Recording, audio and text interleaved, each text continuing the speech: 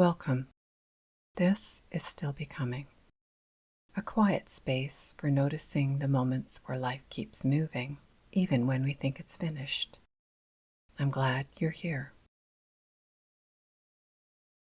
Most beginnings are delayed, not because we don't want them, but because we think they're supposed to arrive with clarity, a sense of direction, a plan that holds together, a feeling of confidence that says, this will work.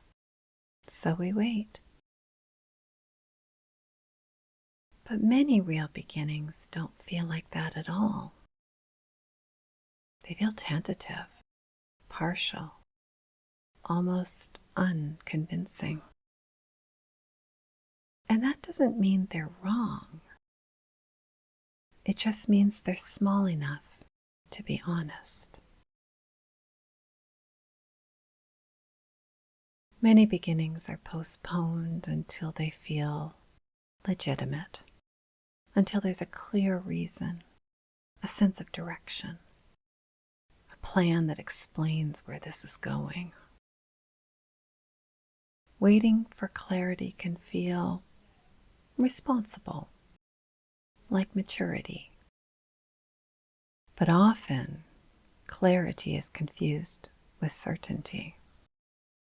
And certainty rarely arrives before something has already begun.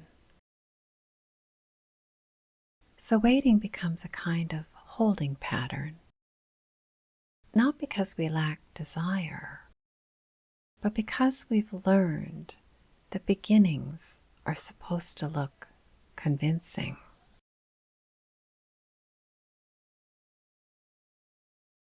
A grand plan offers comfort. It suggests coherence before experience. It promises that if we understand enough in advance, we'll avoid missteps. But most understanding doesn't come first. It comes later, after something has been tried, adjusted, responded to.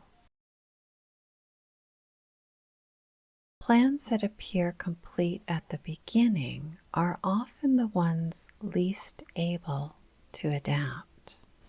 And many meaningful paths only reveal themselves once movement has already started. Small beginnings don't require conviction. They don't ask you to believe in an outcome. They don't demand a new identity or a public declaration. They're often provisional, reversible, quiet. This isn't weakness, it's intelligence. A small beginning leaves room for information to arrive. It allows the next step to be shaped by experience, not expectation. Beginning doesn't mean you're committing to a future. It means your attention has shifted. You're no longer waiting to see if something makes sense in theory. You're allowing it to exist in practice, lightly, without demand.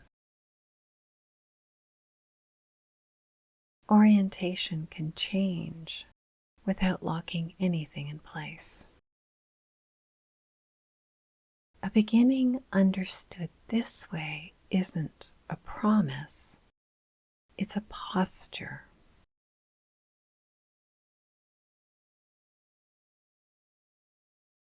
In conclusion, a beginning doesn't have to feel convincing to be real.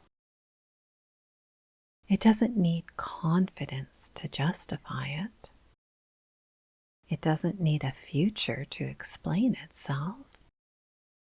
Sometimes it's enough that something has shifted. Attention, interest, the way you show up to what's already here. Beginnings like that don't announce themselves. They don't promise anything. They simply mark the moment you stopped waiting for permission to take a small step you are already capable of taking.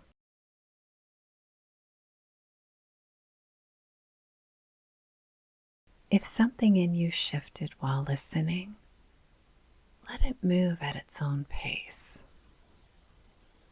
We'll continue next time.